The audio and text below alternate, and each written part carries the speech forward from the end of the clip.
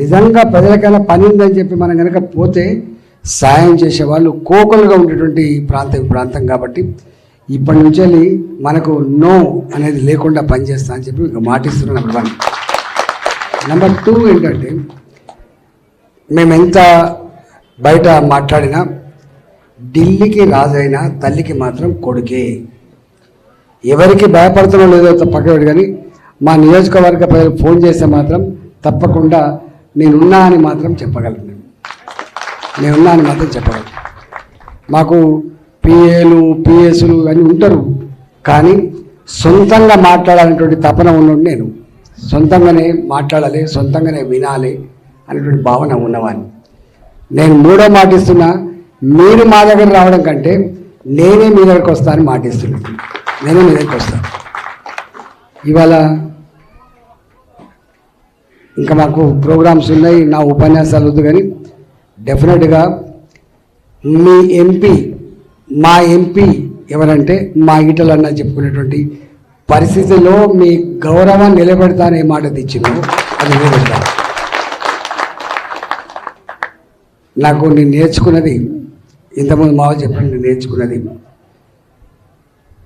డాక్టర్కి పేషెంట్లు విఐపి, అడ్వకేట్లకి క్లయింట్లు విఐపీలు, కానీ పొలిటికల్ లీడర్కి విఐపీలు ఓట్లు వేసిన నియోజకవర్గ ప్రజలు మాత్రమే.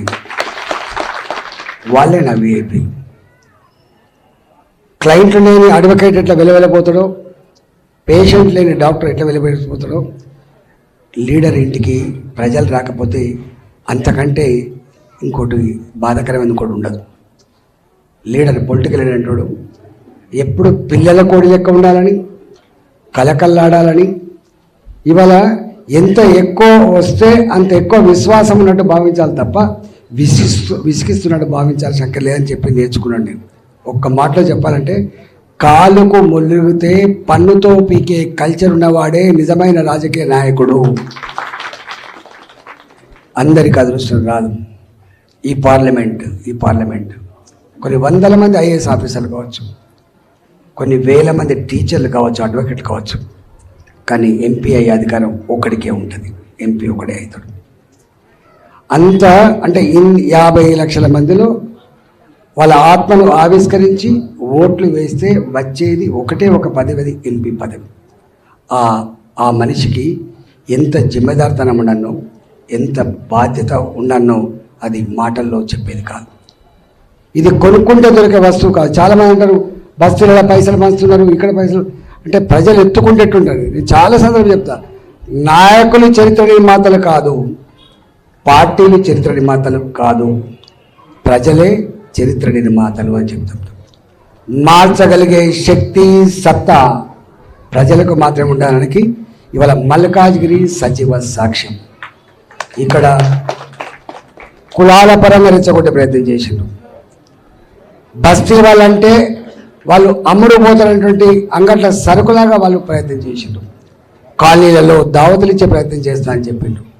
కానీ దావతులకి, డబ్బుకి, కుల ప్రయోగాలకి, మత ప్రయోగాలకి ఆస్కారం లేదు. ఇక్కడ మానవత్వానికి చోటు ఉందని చెప్పి నిరూపించిన గడ్డ Malkajgiri. Malkajgiri, the character of Malkajgiri, the beauty of Malkajgiri, అది చెప్పాలంటే ఒక గంట చెప్పినా ఉడవదు. ఇవాళ ఈ Malkajgiri newly expanded city.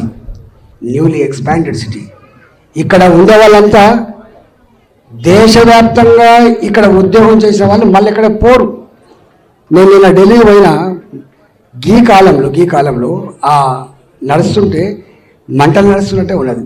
Extreme heat, extreme cold.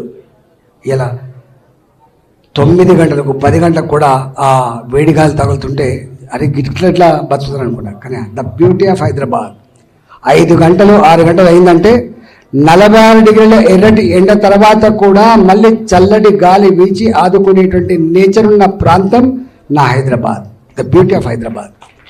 అందువల్ల ఇవాళ అనేక ప్రాంతాల నుంచి సెటిల్ అయిన వాళ్ళు ఉంటారు. అందుకని Malkajgiri a new India, A mini India అంటారు దీన్ని. ఈ మినీ ఇండియాలో అన్ని భాషల, అన్ని సంస్కృతుల, అన్ని ప్రాంతాల ప్రజలు నివసించే ప్రాంతం ఇది. రిటైర్డ్ ఉద్యోగులంతా సెటిల్ అయినటువంటి ప్రాంతం ఇది, ప్రొఫెషనల్స్గా ఉన్నటువంటి ప్రాంతం ఇది, వ్యాపారులుగా స్థిరపడ్డ ప్రాంతం ఇది. కాబట్టి అన్ని జిల్లాల్లో ఉన్నటువంటి రాజకీయ నాయకులు ఇక్కడ కూడా ఒక ఇల్లు కిరాయి తీసుకొని పిల్లల్ని చదివించుకుంటున్న ప్రాంతం ఇది. అంటే ఇది చైతన్యానికి మారుపేరుగా ఉండే గడ్డ మల్కాజిగిరి గడ్డ. ఇది నీకు ఈ మొత్తం హైదరాబాద్లో కోటి జనాభా ఉంటే 50 లక్షల మంది జనాభాతో సగం హైదరాబాద్ని రిప్రజెంట్ చేయగలిగేటువంటి నియోజకవర్గం మల్కాజిగిరి నియోజకవర్గం. ఇవాళ ఇది ఇక్కడ మొత్తం తెలంగాణలో ఒక మల్కాజిగిరి పార్లమెంట్ కాదు గెలిచింది.